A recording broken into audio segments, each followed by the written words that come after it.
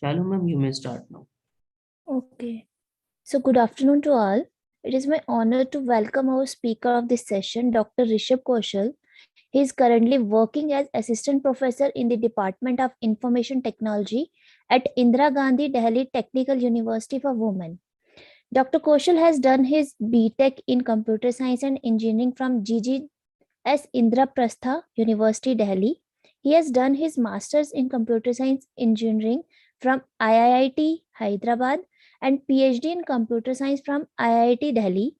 He is also consultant trainer in Analytica's Learning Private Limited, freelance corporate trainer in Wipro Limited, guest faculty member in Information Technology at IIT Hyderabad. Dr. Koshal has conducted number of workshops in the field of data science and machine learning, secure web-based application development, programming tools and technique for project development in Linux environment, project development using advanced C programming, and many more. Sir has published and presented a considerable number of research papers and have traveled to UK, Auckland, New Zealand, Germany, France, Italy, China in the past to present his research worldwide and various cities within India to present his research work. He can be easily reached at various research platforms like Google Scholar, Scopus, ResearchGate. In addition to this, Sir is a technical program committee member and reviewer in various conferences organized by ACM, etc. So on behalf of the organizing team, Bhadava Campus, University of Jammu and Ramanujan College, Delhi, I welcome Sir in today's session and extend my best wishes to you. Now I request Dr. Rishab Koshal to kindly take over the session and share your valuable experience with the participants. Please, sir.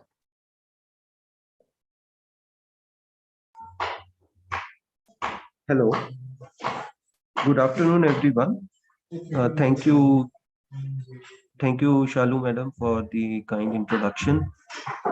There is some background work which is going on around in my nearby house and in my house.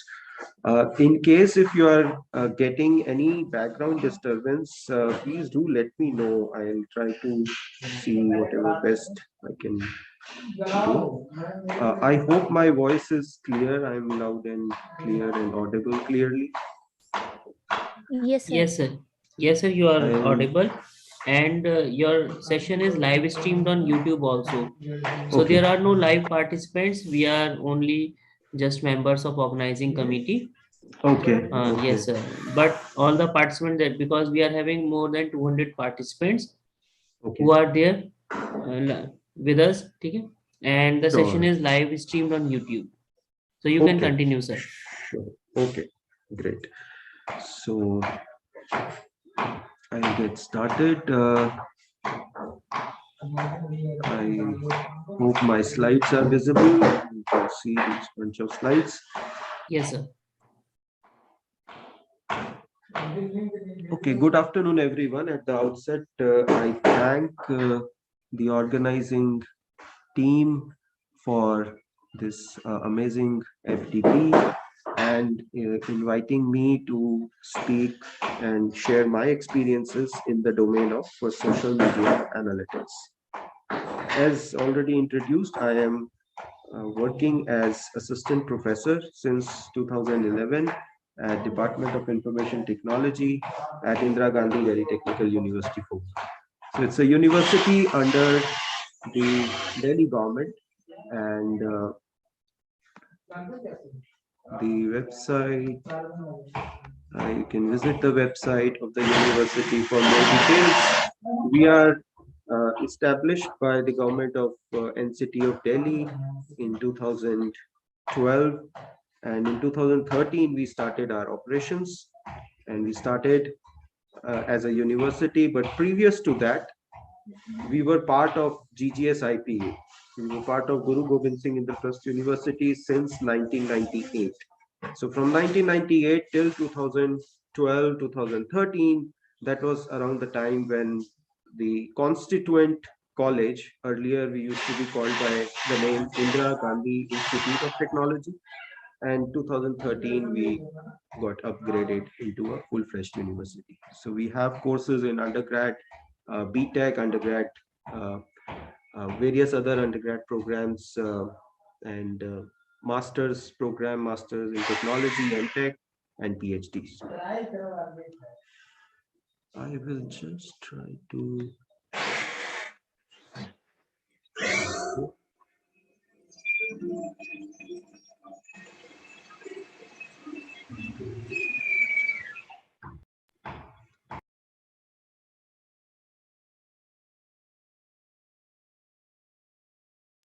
Okay, so just one.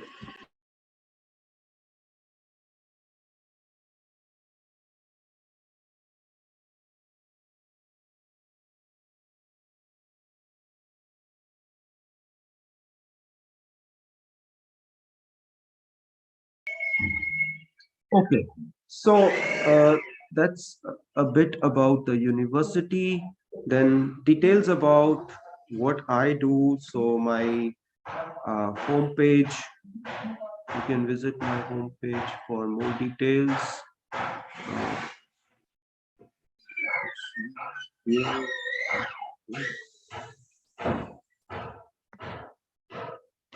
So this is what I have been doing so far for the last 8, 9, 10 years. Uh, I've been teaching courses particularly related to social networks and so security and privacy issues in the area of social networks. As already introduced, I have done my PhD from IIIT Delhi from Precog Research Lab. So Precog Research Lab is a group of researchers who work in the area of security and privacy in the domain of online social media. And now Precog has been shifted from IIIT Delhi. It has moved to IIIT Hyderabad because the head of Precog Labs, Professor Ponurangam Kumaraguru, PK, has moved to IIIT Hyderabad. So this is the page for those of you who are interested to visit and have more details, view more details about what are the kind of work that we do. This is also the lab from where I did my PhD. So while I was teaching at IGDC, I've done my master's from IIIT Hyderabad. And after having done my master's, I moved to industry. I was working as software engineer for 3 years, working for Team F1, which later got acquired as D-Link. Before joining in Delhi, I have served as a lecturer at Thapa University, and I have also been a guest faculty member at MSIT division at IIIT. Research papers, a lot of my students have traveled outside India as well and presented research work. I have myself also traveled at different places, also as part of my PhD. Most of these trips and conference visits were done. Some of the important things that before the COVID era, and this is 2019. Uh, it is it was a summer workshop called by the name of Summer School in the area of computational data science, and this is then we I along with a bunch of my students, we did internships at Delhi Traffic Police. One of the notable projects that we did here in the internship was on social media. So I'll just give you a glimpse of what the project was about. So this is Twitter. And on Twitter, we know that many organizations now they are there on Twitter. For instance, Delhi Traffic Police has an online presence. So is many other traffic police organizations in other cities. They are present online and they have their dedicated Twitter accounts. And those are the accounts where they keep sending these travel traffic travel advisories. They'll keep informing the general people that this is where the traffic, uh, today the roadblock is there, or this is the diversion, and so on and so forth. So they wanted us to understand how are people engaging with their content, who is writing comment, who is retweeting, who is liking their content, what is it that makes the content more engaging. So if you see this more and more often, the amount of engagement increases when there is some multimedia content which is being shared. So here you see an image, and if there is an image, people are more likely. This is just one of the indicators that people are more likely to engage with that kind of content. So these were some of the recommendations that we made as part of this work that we did telling traffic.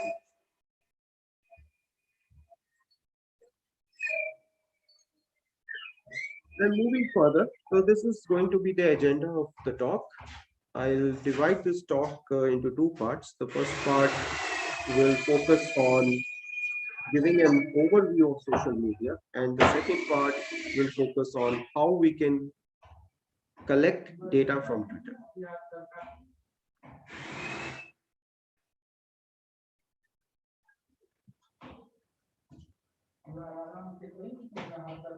Moving to the first part.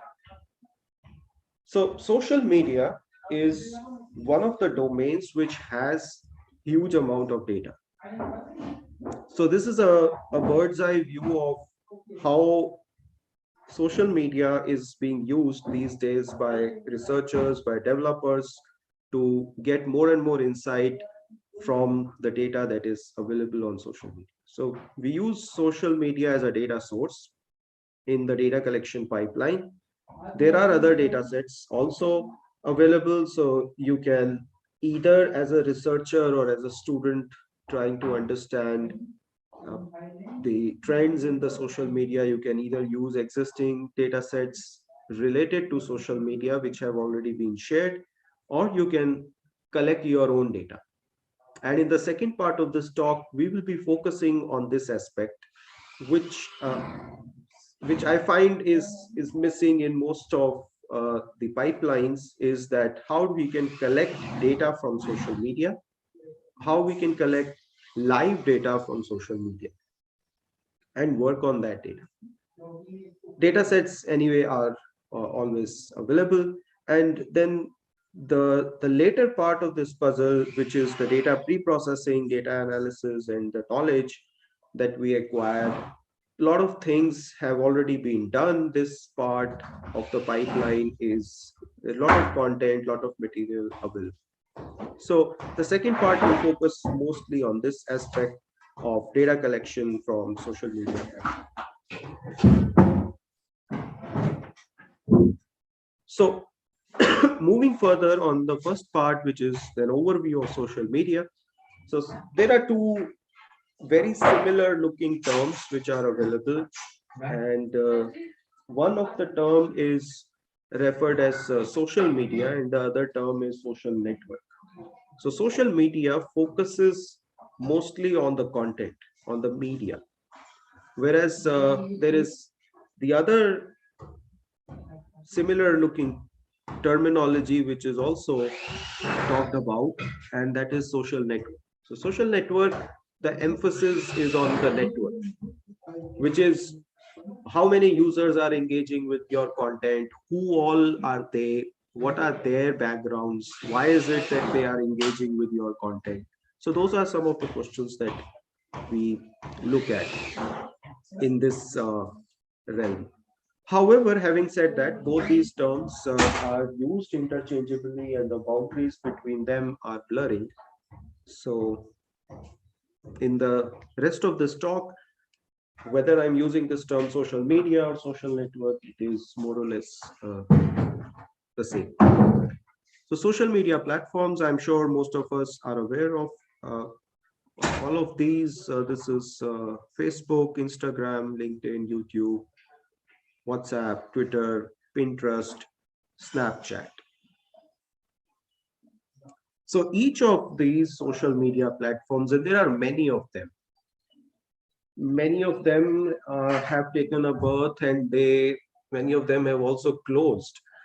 So some of the interesting aspects which make these social media popular are some of these aspects like are what is the purpose? What is a single point purpose for a particular social media platform? What is the single USP that platform is providing to its users? What is the capability? What all things can users do? What are some of the features of that platform? Security and privacy issues. Are there security risks associated with those platforms, right? Or are there what are the privacy issues related to these platforms? And now the next bunch of slides, we will be looking at categorization and classification of these social media platforms into different categories.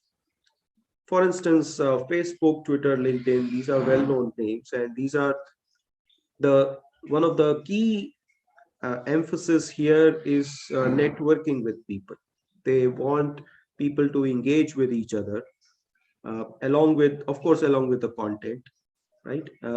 And then you have another set of social media platforms where the the main focus or the USP of the platform is the media.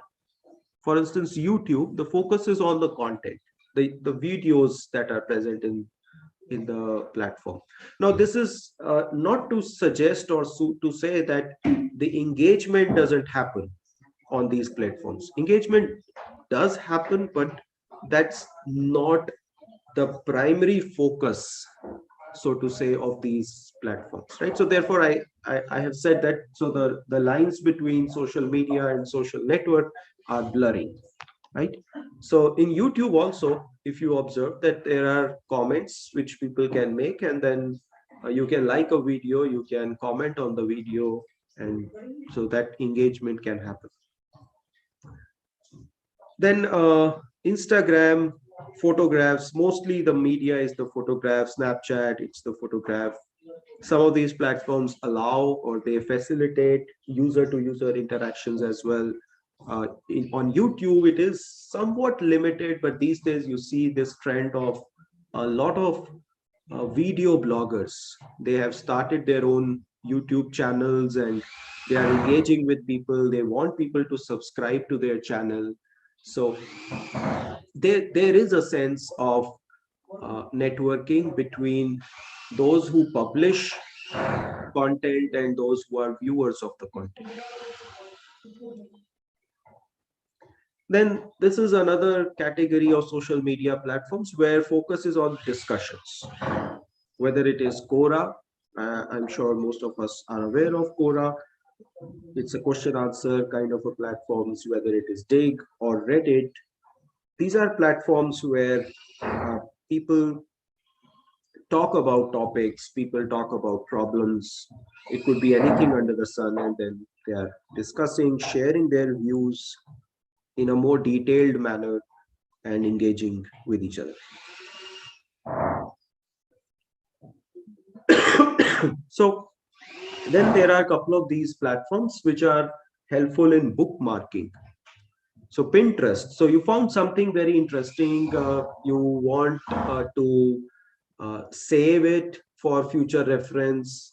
So you want to bookmark that image, that picture, and the idea is that then over a period of time you have an archive of these video or these images which you have liked in the past or you have bookmarked, and then you can refer to this one.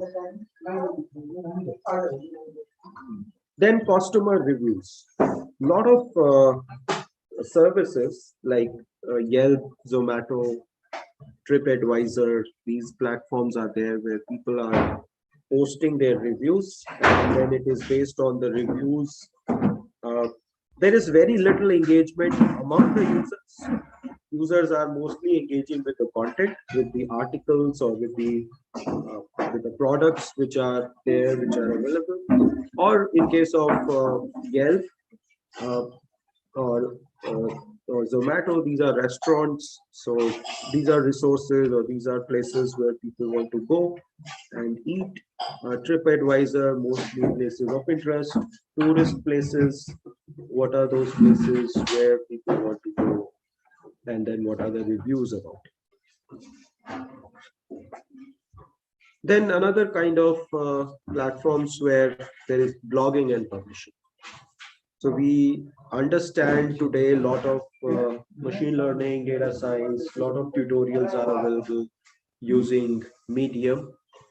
A lot of them are also available on WordPress based or Tumblr. These are again platforms where you can write blogs. And apart from that, once you write your blogs, people can now again engage with your blog. They can comment, they can share the content, and they can like the blog, and so on and so forth.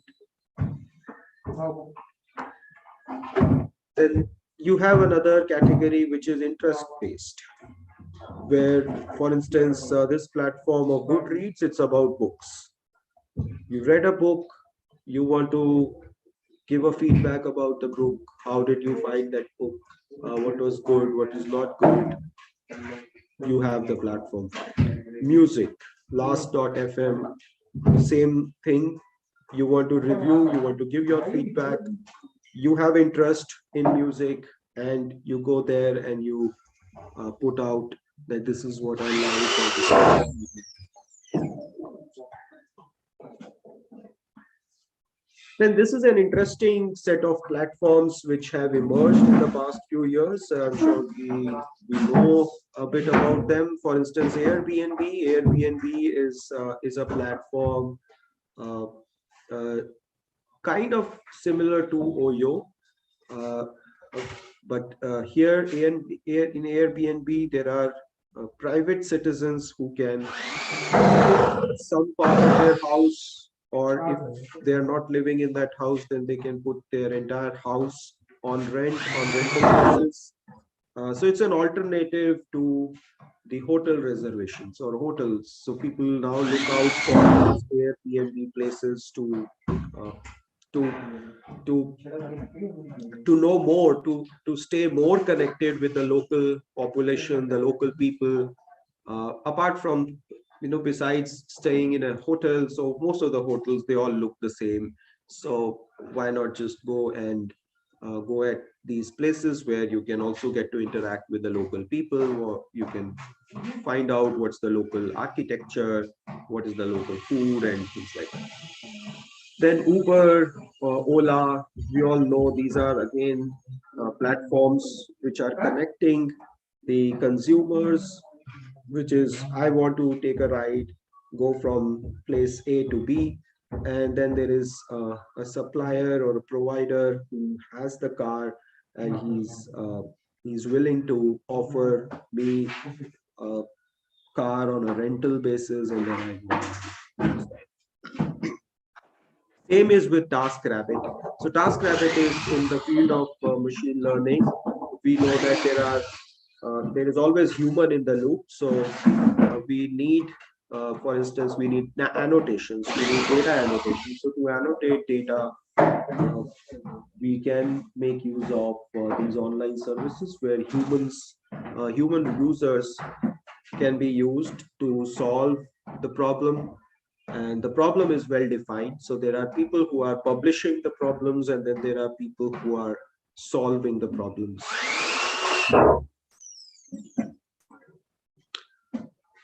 Then we have an interesting class of social media platforms where the goal is anonymity.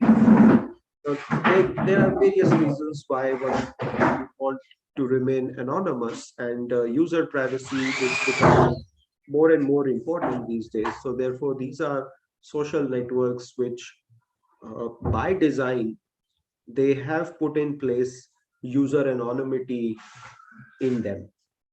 So there is no need for users to reveal their true identities. Users can engage, share content, share knowledge, and they need not be identified.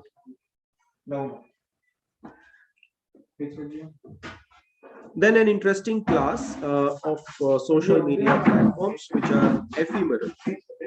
Now, ephemeral means that the content usually stays only for some period of time. The content is there, but it will go off within 24 hours. So when I looked at this feature, I found that maybe it might not be very successful, because if the content is going to die out so soon, why would people share such kind of content? But it turns out that this kind of content is also very engaging because of this concept called fear of missing out, which is FOMO. So what this new idea, it capitalizes on this FOMO aspect, in a sense that if if I don't see that particular content, then I know it's going to just go away. So the fact that I'll miss out on that content sort of encourages me as a viewer to go and look at the content, right? So I engage with the content, I end up engaging with the content, and so therefore it is kind of very engaging, right?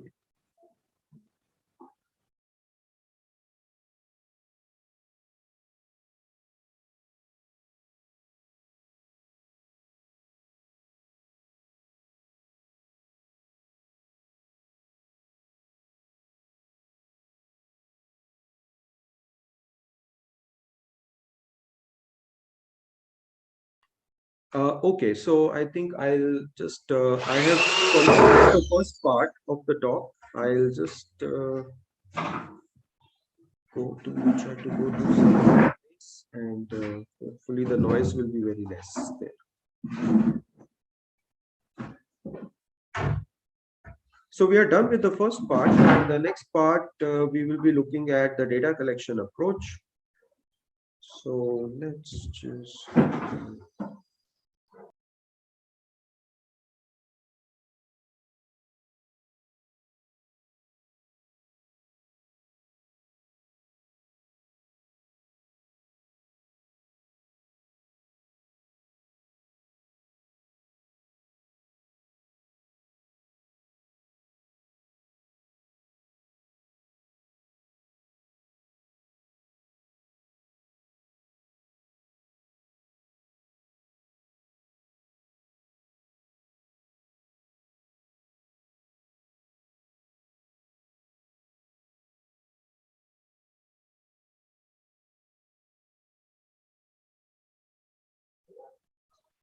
okay. So in the next part, we will now be looking at how we can use social media platforms as a source of data. So can I write a program? Can I write a program in Python, for instance, which collects the data from social media automatically? And so till now, most of us, we use social media as a user. We uh, we manually log in, we scroll down, we read each and every message. We all do all of that engagement manually. Can all of that be done automatically? Can I collect data?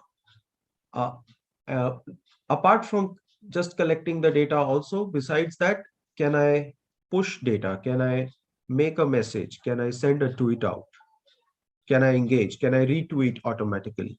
So those are the kind of things that we might be interested if we are going to build systems which are using the knowledge from social media. So that's the difference between the user and a developer. So a user is a person who makes use of the software. However, in the context of social media, we are now moving on, and we are saying that in this part, we will discuss how a user can become a developer, right? Now, as a user, so these are a couple of slides which are talking about the user. As a user, what we can do, we can learn the capabilities of the environment. So we can say that, okay, how we can tweet, how can I send a message, how can I read the other messages. For instance, uh, these are these are verified Twitter users of Digital India, Net Science, and so on. How can I view the content? This is how a user's profile looks like to be.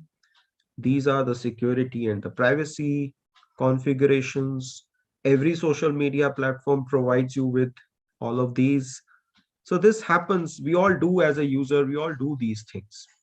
What we do not do is this, which is being a developer. So now, can I become a person who can write programs, develop a piece of software? I can collect data from social media. I can engage, make a post, do engagements, listen to what's happening on social media, who is engaging with whom, and things like that. So when I do that, there is bound to be privacy issues. So there are certain platforms which are very, very privacy conscious. Platforms like Facebook. Most of the data on Facebook is private data. And when users also share their data, they share it with their own friends. And contrast this with a social media platform like Twitter, where by default, most of the content is public. In fact, the reason why you are there on platforms like Twitter is you want to share your data to all the people, right? So you don't want to restrict the reach of your data. So the privacy issue stems from this intrinsic property of social media platforms. Like some platforms are by default, they are public, or by design, by their very nature, they are such that the content and the users don't have a problem, and it's not a private data. But there are platforms where there are privacy issues. So as a developer, you will always have this problem dealing with and collecting data from platforms which are privacy conscious, platforms where content is mostly private, right? So those are some of the challenges. For instance, this uh, controversy, so Facebook Cambridge Analytica scandal, it happened, uh, which some time back it happened. And for more details, you can look at the Snowden revelations. But what was this scandal all about? It was alleged that there was a researcher who collected data from Facebook for his research work, and then subsequently it was alleged that he shared this content with with a with a private organization, which subsequently used this data allegedly for influencing the voters during the US voting, right? So what this led, this was a watershed moment in the history of social media platforms, and this happened somewhere in the year 2018. And since then, a lot of these social media platform providers, they have become more and more stringent, more more they're keeping more vigil now as far as uh, privacy issues are concerned. So they have strengthened, they have modified their API access. So as a developer now, it's very, very hard for for us to collect data from platforms which are having private content, and by design, by the intrinsic nature itself, they are privacy conscious. So therefore, for this part of the talk, I have consciously I've selected the platform as Twitter because, as we know, by default, the the data, everything on Twitter is public, and most of the users want it that way. Also, that's the way the use cases are, and therefore, we have chosen this platform. So one of the things that would be needed is to go to the Twitter developer link, and the goal is to create a developer profile. So in my case, I already have a Twitter developer profile created. So you can go to once you once you get a developer profile approved. So these days, so as I said, right, so before the Cambridge Analytica thing, uh, there was no explicit authorization that was needed. But since the last few years now, on Twitter also you need an explicit authorization. So the Twitter team will authorize, you will write an application to them that I want to create a developer account on Twitter, right? So as long as you're creating a user account on Twitter, you don't need any authorization. But once you want to become a developer, you want to say that I want to collect Twitter data, then you need this authorization. And so you fill an online form, you have to answer a bunch of questions. And once you have answered those questions, like some of those questions are of this kind. So you have to tell about yourself. Who are you? Why are you trying to use this, or what is it that you will analyze with Twitter data? So you have to describe what you will analyze with Twitter data. You have to describe how you are going to use these this data in your application. You have to give some amount of details, and once you give these details, Twitter finds it that you have a valid use case, and then they approve your application. Once your application gets approved, you are having an access to this kind of a dashboard. You have access to this dashboard where now you can create new applications. So for instance, here I have created one of the projects. In the projects, I have created this app. It's called as Teaching App 2K21. I've given some name to it. And so this is the process that you follow after getting Twitter authorization. And once you get this, your app will be identified by Twitter, right? So your app will be identified by Twitter through an API key and an API secret. So it is through these identifiers that Twitter will know how much data you are collecting using this app from Twitter. Okay, so you get these details, and this is usually the in-class demo. You can think of this as a demo here in this session.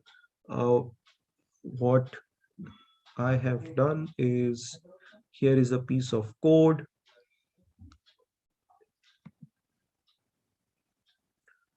So I'll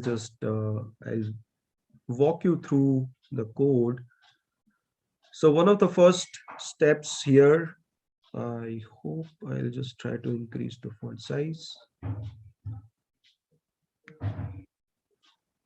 So I hope the voice is fine. Now my voice is clear. It is better, and there is no background noise.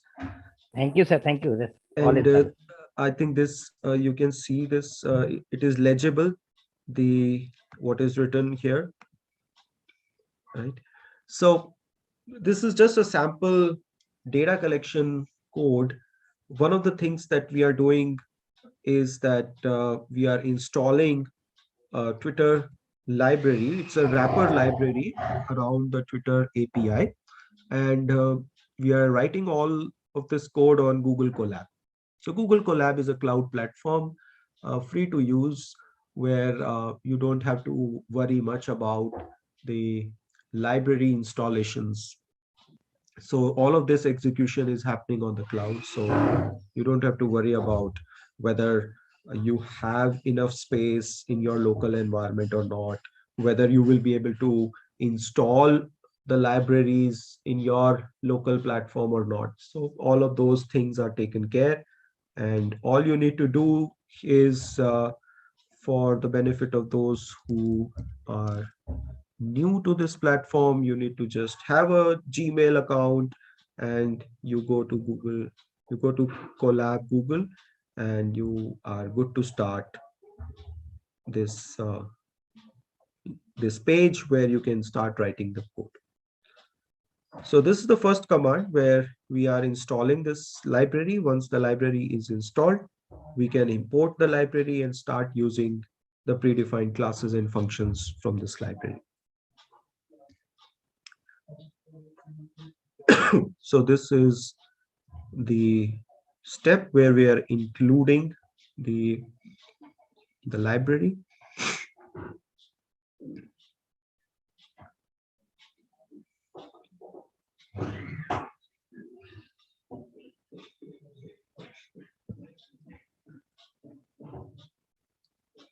And then this is when you are required to do this, because as I said, so we are writing a program on Google Colab, and if there is some data or something uh, which Google Colab is trying to access from and wants to get access to, so in this particular case, I have a file. If you recall, I said that these are some of the secret API keys that need to be connected with the program. So I have stored these secret keys in one of the files on my Google Drive. So the program needs access to my Google Drive. So this is that piece of code to mount the Google Drive onto this program. So it will open this pop-up where I have to give this authorization. And this is what it is trying to do. It is saying that Google Colab is trying to now access the Google Drive. So I just need read access for now.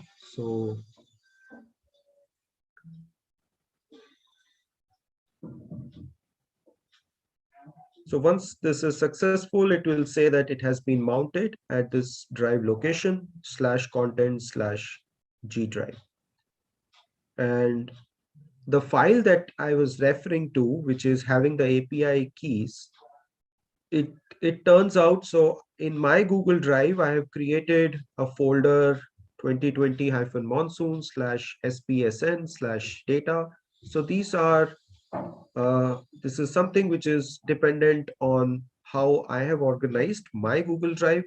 So it can vary from person to person. So you have to give the path where your file is present, the file that you want to access, and you will set this path to the sys path. And there is a file called secret present in this path.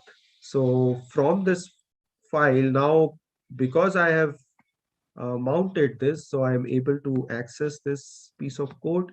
I can access this secret file, and I am importing everything from this file. This is the file which contains the values of API key, API secret, access token, and access secret. Right now, you could have asked that why go through all this complicated process? Why don't we just copy paste and hard code these API keys and the API secret values here itself? You can do that for simplicity. However, for the demo purpose, and when if you want to share any of this code outside, those API keys and secret keys must be maintained secret. They should not be shared because these are the keys through which anyone who has access to these keys, he or she can start making tweets on your behalf or start collecting data on your behalf, right? So collection of data may not be very harmful, uh, but making tweets, if somebody is making tweets on your behalf, that could potentially be quite dangerous, right? So once this has been done, so this is the piece where we are now using the tweepy wrapper library. We are using the OAuth predefined function, the member function of the tweepy class, passing the key and the secret to it, and created an auth object. And then this auth object has this predefined member function, which needs the access token and the access secret.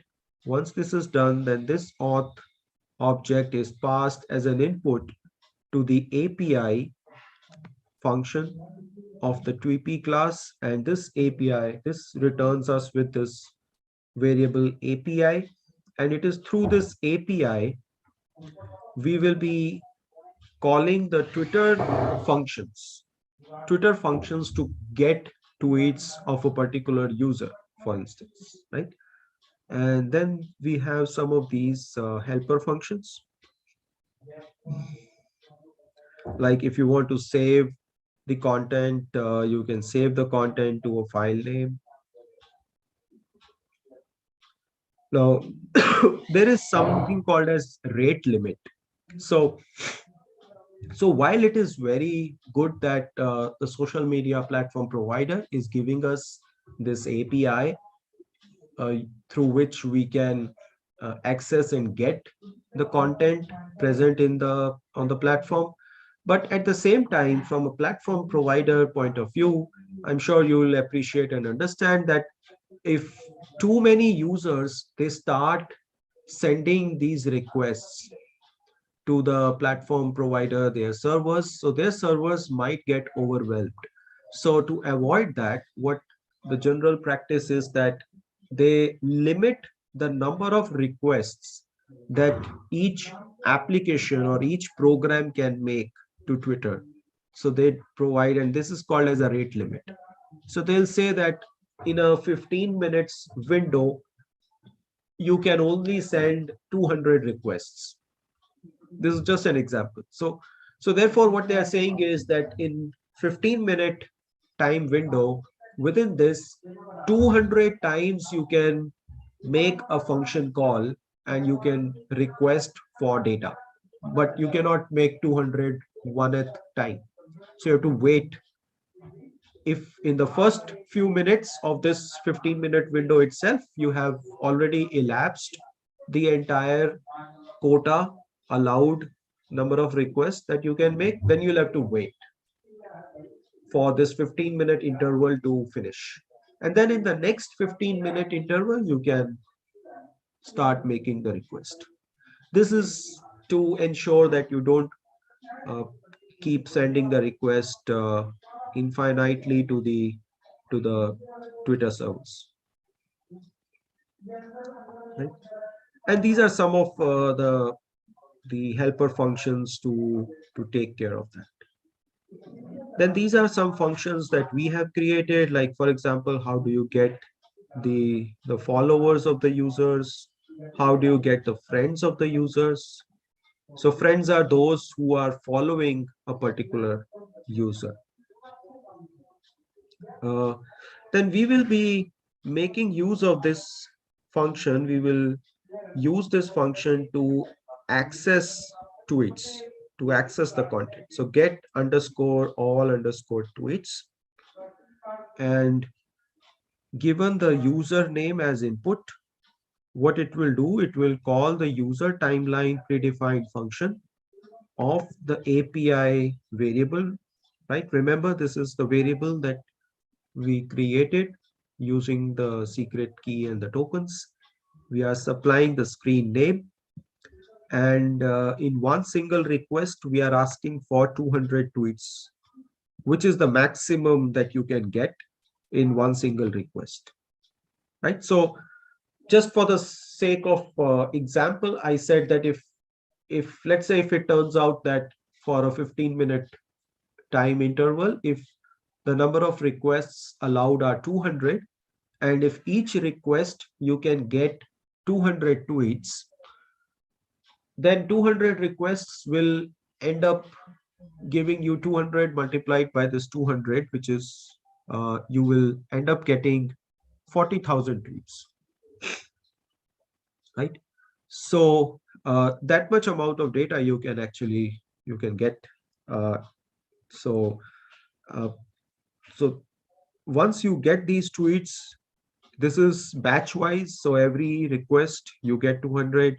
These 200 you are saving them in this variable, and then you are iterating through this loop. You are saying that I have got 200 tweets. Now I want the next 200 tweets of this user, right? So there is a slight change in the next request. You make use of this new variable called max underscore id, which says that I have already got the 200 latest tweets. Now give me tweets which are slightly more older than these latest 200 tweets. The next 200 tweets which are older than these latest 200 tweets. So this concept is called as pagination.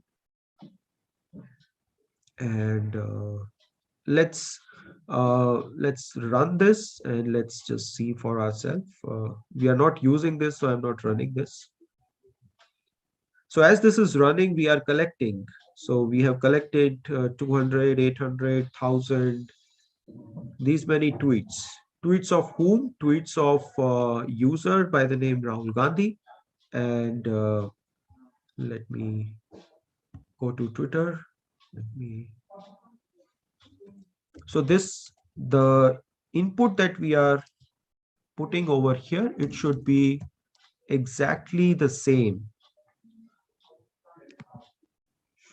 So it should match the same username. It's also called the user handle. So Rahul Gandhi, and then these are the tweets that we have collected. Let's see how many tweets we have collected. We have collected 3,250. Now this is also another limit, that for every user you can get up to around 3,000 tweets per user. And this is the first tweet. All tweets is a list variable here, which we are filling. And once we have filled, I am just displaying only the first variable. So this is the JSON that is getting created here. So let's see if we copy this. I think so. There's a better way of doing this. Let's just copy and let's just see. There is an online service where you can use JSON object in a better way. JSON viewer.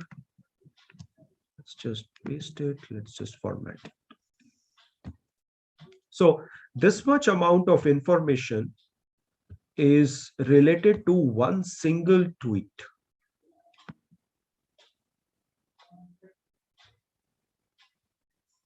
Okay.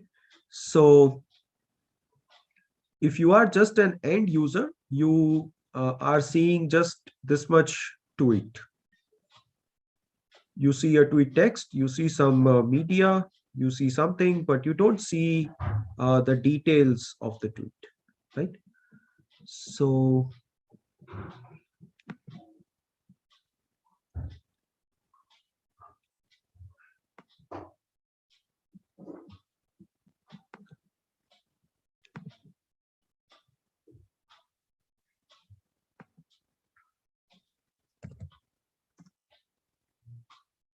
right? So now that's also another advantage. So as an end user, if you are just user of Twitter, then you see only this content, right?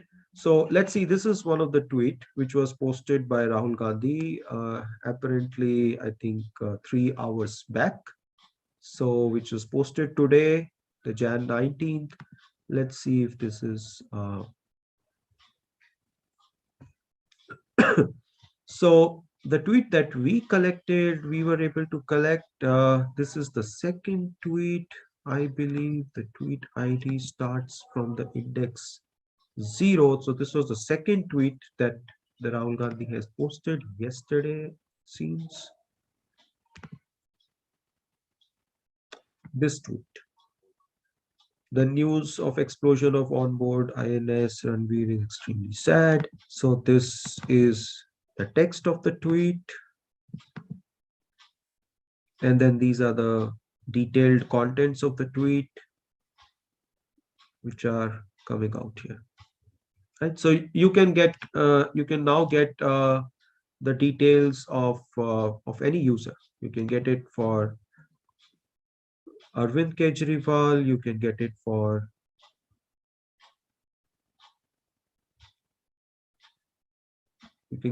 our Prime Minister Narendra Modi's tweets.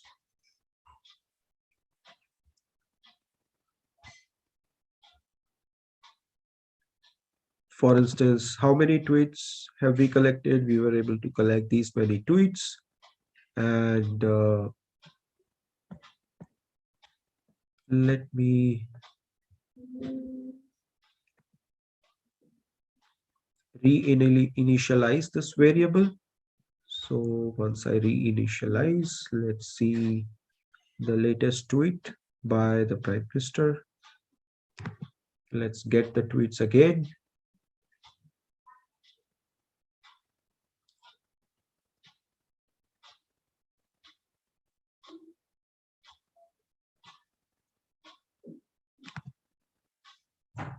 So earlier all the tweets were getting appended. So now let's just print the most latest tweet posted, this time posted by the Prime Minister.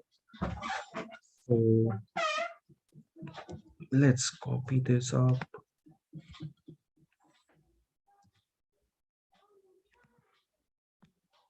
Let's see the text. On the 30th of March, the first Mann Ki Baat of 2020 will take place. So let us look at this.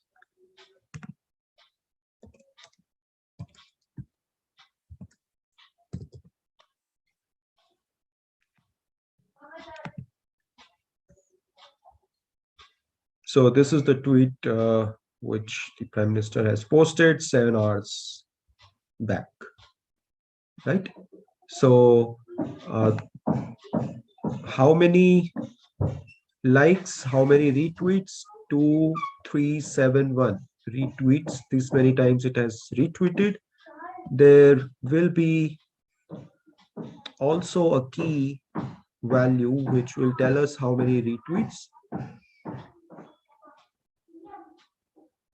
This is the retweet count. This is the favorite count. Favorite count is the number of likes received. So 2368. So we collected this just few seconds or 1 minute before. And since that 1 minute, 2368 and now 2371. So in the last minute or so, 3-4 people have retweeted more. And the likes, now the live likes are 7366. The likes here are 7355, right? So in the last 1 minute or so, more likes have been also received. So so this is the second part where I have demoed how we can use and write an application, write our own program and collect data from social media platforms. And then now a lot of analytics can be done, right? So you can keep on collecting this data every time period, and you can also measure the rate at which the politicians, for instance, project ideas, for just for these uh, three politicians, we want to understand what is the rate at which people are engaging with it, right? So the number of likes, I just don't want to measure only the number of likes. I want to measure how quickly is one user getting liked as compared to the other user. How quickly someone is getting retweeted, how often it is happening. And does it happen that when a user writes a post, does it happen, does the rate is high if we are measuring it very recently from the time that the post was posted? And now if I measure this, what is the rate of decay? How much the engagement is going to decay sometime later, say 1 day after, 2 days after, 3 days after, right? So all of that can be monitored, it can be analyzed, right? So uh, I would request Dr. Shok, how much time do I have more? So we have 10 minutes more at the max. You can take 10 minutes more. Okay, okay, thank you. So this is a brief about the part two of the talk that I had planned, and given that this is being streamed live on YouTube, if there are any questions that by any chance, if there anything has come up, I can take the questions, or else I'll move on and talk about some of the projects that I'm doing in this field of social media.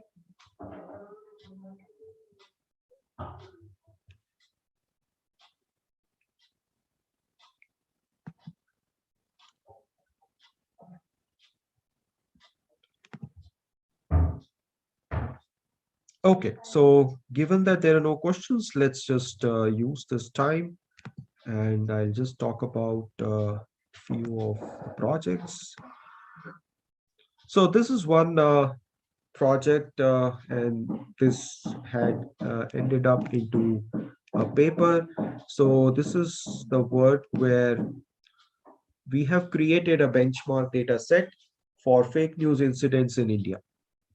So we all know that fake news is becoming a bigger and bigger problem, and social media, unfortunately, uh, increases the speed at which fake news gets spread. And there are good aspects of social media, but then this is one way where it's harming more than helping.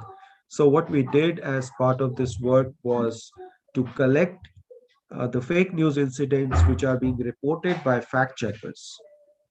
So I'll go to the precog page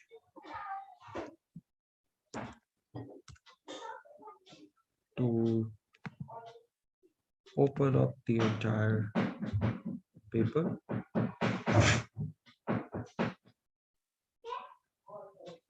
Some of the other past works.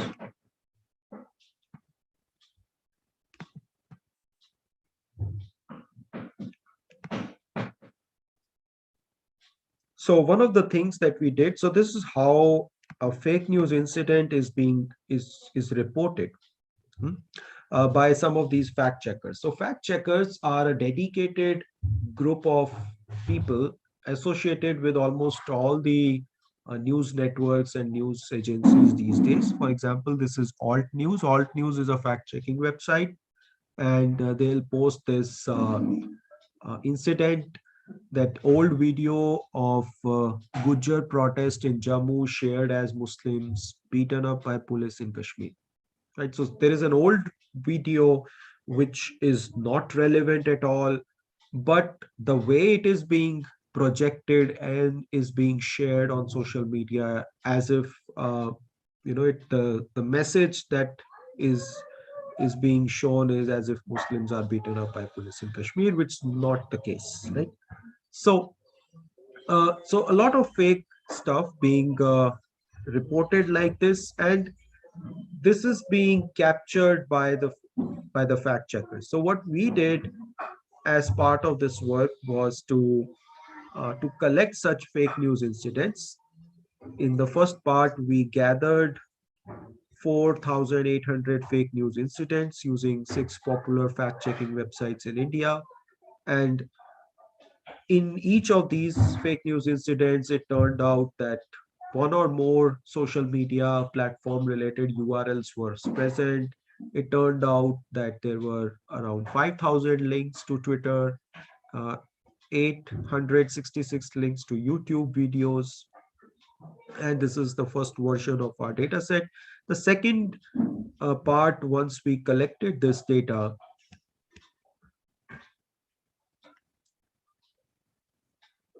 so these are the fact checking websites from where we collect this data. These are some basic stats, some basic analytics. And subsequently, our aim was to answer this question that once we collect the fake news incident details, can we predict the rate at which the popularity of these fake news incidents? Because there are a lot of fake news incidents that will be in circulation on any given day.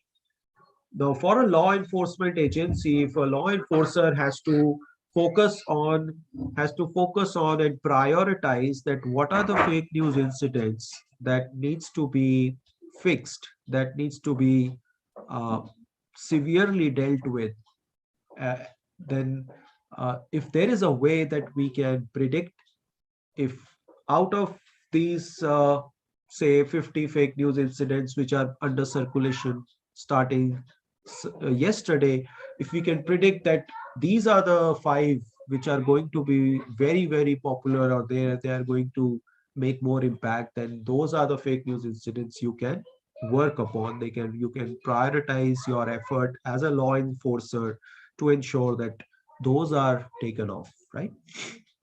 So keeping that as a important motivation, so the second part of our work, we looked at how we can assess the impact of fake news incidents and these fake news, how we can measure the uh, the engagement rates, the like ratio on YouTube, similarly engagement rates and like ratio on Twitter, and uh, and so on, right? So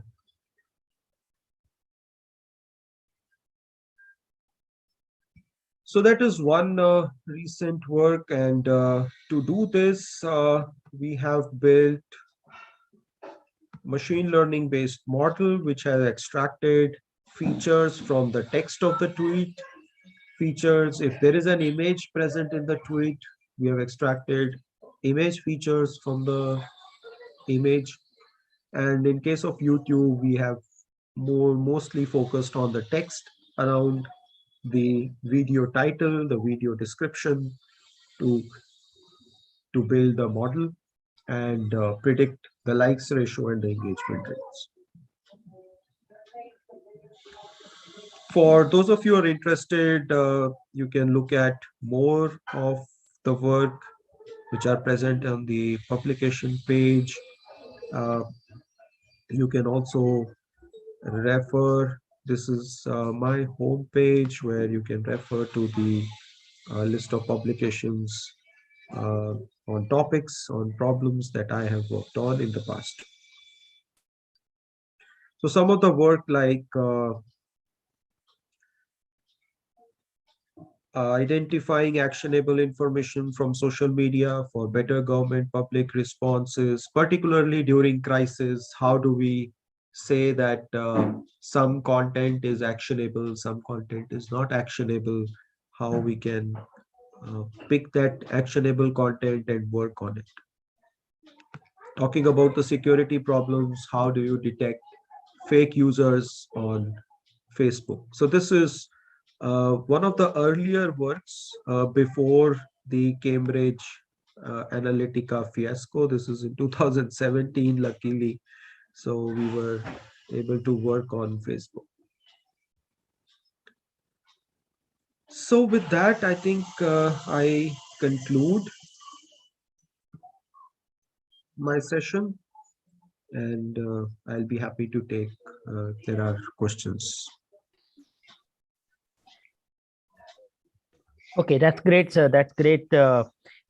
In your presentation, you have really started from the initial and the data fetching tool from this different media. You explained very well, sir. That's fantastic. And I haven't found any question on the Twitter on the chat window as well. I have also worked in the social media, but I was using the Rapid Miner and direct API it provides, and we use better model for sentimental analysis and for other things as well. So this is no doubt this is the emerging area, and our researchers and our young researchers, they can work in the same. And that's nice. You shows us that how to fetch the data, how to fetch the tweets. That fantastic. So any sentimental model you have worked on, or any inbuilt model you have used in your research, sir? Yes, so sentiment analysis, there are actually ways in which mostly uh, there are machine learning based models. I have not used a tool, but I have worked on projects like, for example, uh, there are projects where you can look at the opinions and do an opinion mining of what are the people, what are the users, what are they, their opinions. Like stance detection is another interesting problem on which we are looking at. Polarization is one emerging problem in social media, that users are getting increasingly more and more polarized, and these are some of the things, right? So yeah, it's nice uh, to be part of this FTP, Dr. Sharma, and Mm. thank you so much No, no, no, for no. inviting. Definitely, we are Uh, lucky enough, sir, and you will be pleased to know that I have worked with Professor PK in okay, IIT I see. Kanpur. We were associated with some research symposium. Twice he conducted in IIT Kanpur, and I was a part of it. Great, So great. your guide is a really a very great fellow. He's a very great fellow, and I know he was in Triple IT Delhi, and then later on he moved to Triple IT Hyderabad. That's great, sir, and Great. it's very very nice. And once again, on behalf of Department of Computer Science, Vadava Campus, University of Jammu, and on behalf of Teaching Learning Center of Ramajan College of Delhi University, Dr. Arun was there, with he's now busy somewhere. I once again thank you for coming and taking or accepting our request to be here or a part of FTP. And that's really wonderful talk. And in future, we will also keep in touch with you for more interactions and more for your for more experiences which you have in the field of social media analytics, because it's a very important area nowadays. So definitely, sir, wonderful, and we are really happy. Once again, I thank you all, and we will keep in touch. We will keep in touch, sir. Sure, Miss sure. Miss Shalu, Thank would you. you like to Yes, sir. give more of thanks? Okay. Okay, sir.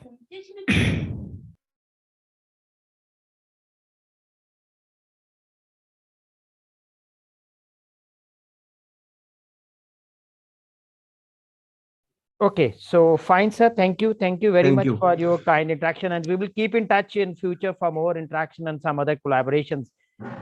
Thank you. Thanks a lot, sir. Sure. Thank you. Thank you, Dr. Sharma. Thank you. Bye.